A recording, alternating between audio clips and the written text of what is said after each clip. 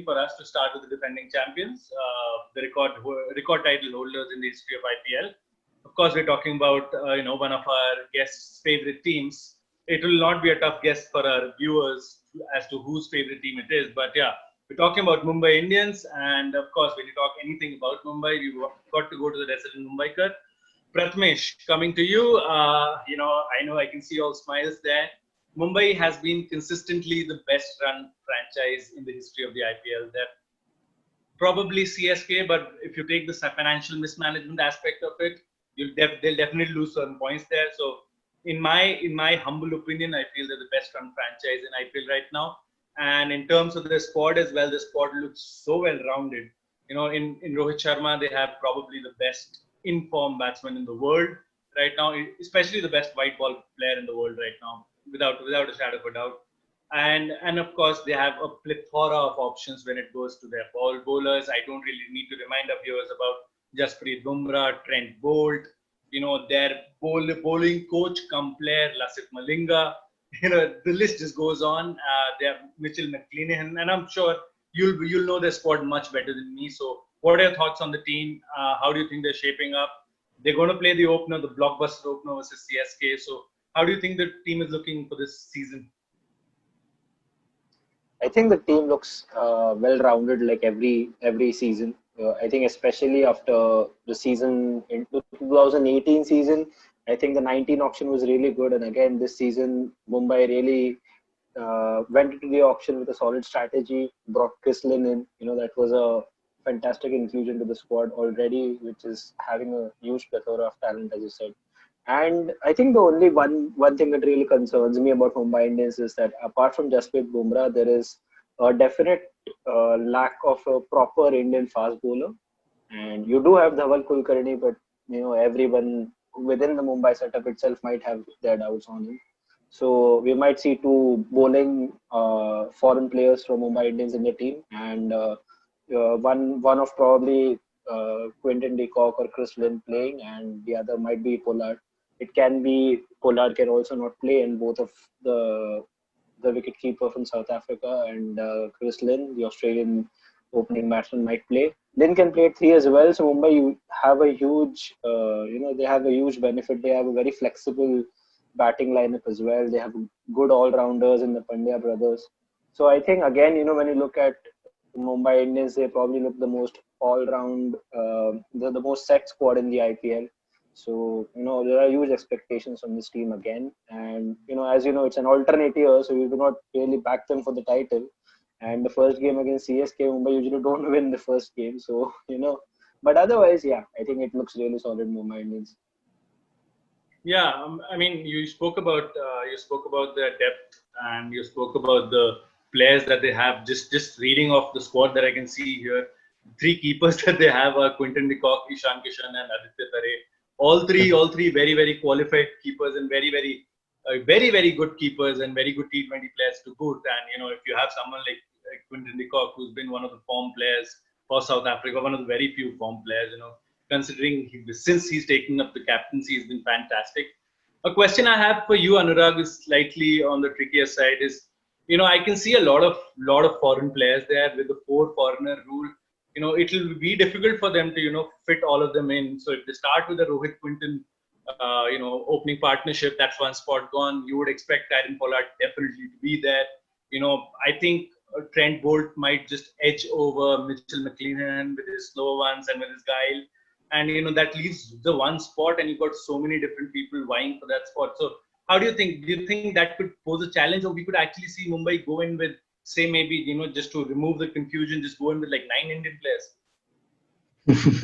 Oh my God! I think that could be really interesting. But I think, as you said, there are plenty of options for them to pick out from, and there is not to forget there's Nathan Coulter-Nile, for whom they actually went into a bidding war on the day. They really that went on for a long time. I don't know what the price was, but that war went on for a long time.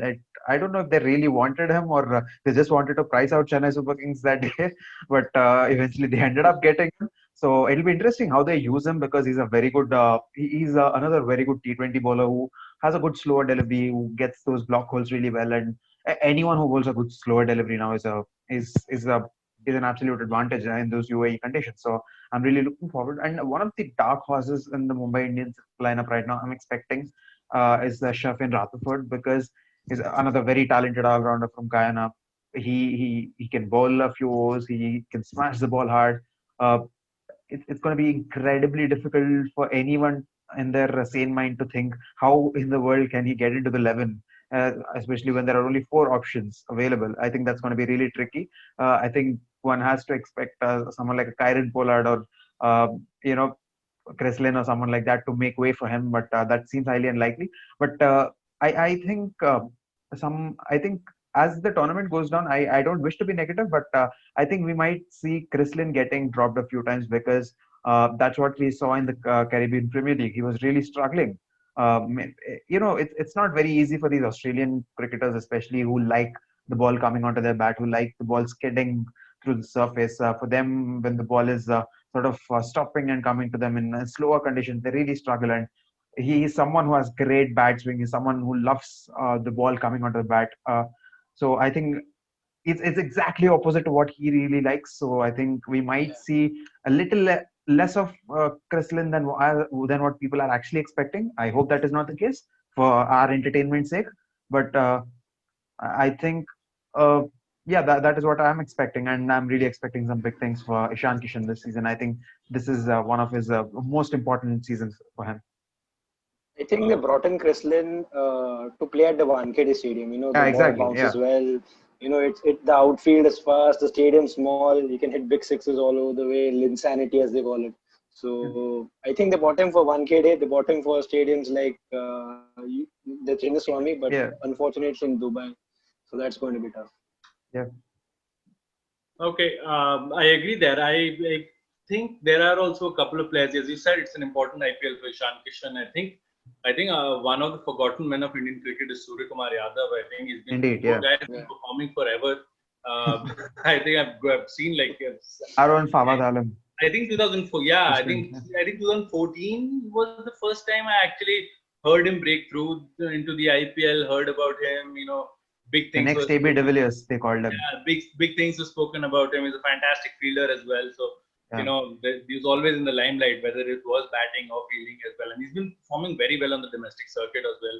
There's a huge hue and cry, when Shivam Dubey was selected, and even before that, even during when we had that number 4 conundrum for the World Cup, his name was one of the names that was mentioned there as well.